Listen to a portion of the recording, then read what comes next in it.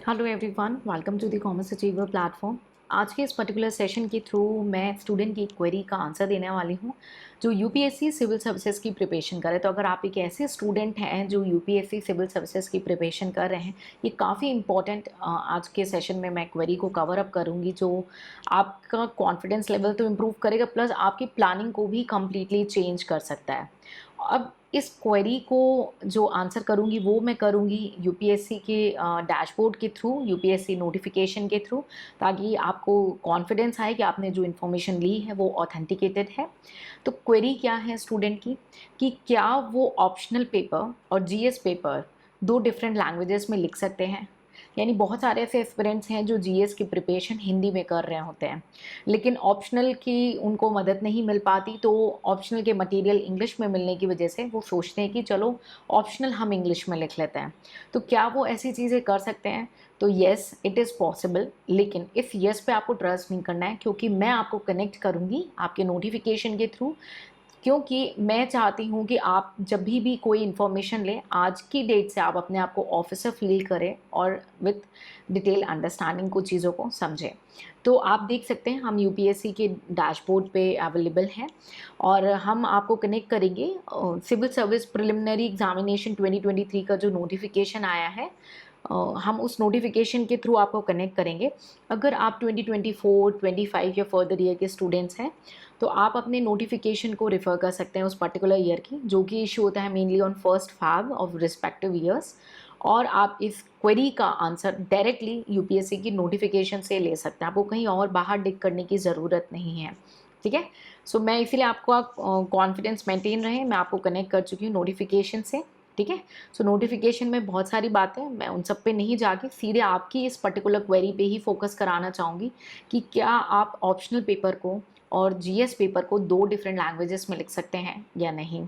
So please give me a moment. ठीक है, मैं डायरेक्ट आपको उस पेज पे कनेक्ट कर रही हूँ, page number 27 of your notification. ठीक है, तो पेज नंबर 27 में भी बहुत सारी बातें दी हुई है। हम नोट्स पे आ जाते हैं। नोट्स में नोट नंबर 3 क्या गिवन है एक बार देखते हैं। Candidate will have an option to answer all the question papers except the qualifying paper. इस लाइन का मतलब क्या निकल रहा है कि कैंडिडेट के पास एक ऑप्शन गिवन है, आपको ओपन ऑप्शन गिवन है कि आप सारे क्वेश्चन पेपर के जो आंसर्स हैं, लेकिन उन्होंने क्या बोला, एक्सेप्ट क्वालिफाइंग पेपर। तो क्वालिफाइंग पेपर हमारा ए और बी है, उसको छोड़ दो, उसके अलावा जो भी आपके क्वेश्चन पेपर है, ठीक है, जो भी आपके क्वेश्चन पेपर हैं, आप उसको क्या कर सकते हैं, other than qualifying paper, paper A and B, in any one of the languages included in the 8th schedule to the Constitution of India or in English। तो क्या बोला, हम फिर से लाइन को कनेक्ट करेंगे। बोलता क्या है कि कैंडिडेट के पास ये ऑप्शन गिवन है कि वो सारे जो आंसर्स हैं क्वेश्चन पेपर्स के, क्वालिफाइंग पेपर को छोड़ करके, paper A and paper B को छोड़ दें अगर, तो आप कोई भी लैंग्वेज चूज़ कर सकते हो, चाहे वो मेंशन हो 8 शेड्यूल टू द कॉन्स्टिट्यूशन की या वो इंग्लिश लैंग्वेज हो। ठीक है, लेकिन यहाँ पे आपकी क्वेरी का आंसर नहीं मिला कि आप क्या जीएस पेपर के कुछ पेपर्स आप एक अदर लैंग्वेज में लिख सकते हो और ऑप्शनल इंग्लिश में लिख सकते हो। वो आंसर्स गिवन है हमारा सेकेंड पैरा में। नॉट विथ स्टैंडिंग दिस, यानी जो भी इसमें बोला है फर्दर आगे की लाइन में, उसके अलावा ये भी पॉइंट को आपको कंसिडर करना है। The candidate will have a choice to write the optional paper in English. ये तो बोल दिया साफ साफ कि कैंडिडेट के पास ये ऑप्शन गिवन है कि आप ऑप्शनल पेपर को इंग्लिश में लिख सकते हो। Also if the candidate opt to write paper 1 to 5 except the qualifying language paper, that is paper A and B, ठीक है, in any one of the language included in the 8th schedule to the Constitution of India।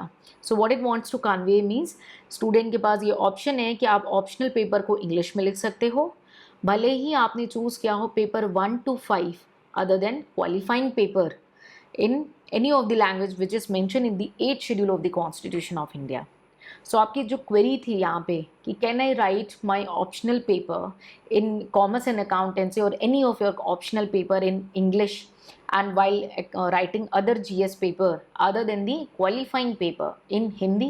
so yes, अगर आप Hindi medium के student हैं, आप बाकी पेपरों को हिंदी में कर रहे हैं, तो आप ऑप्शनल पेपर को इंग्लिश में लिख सकते हैं।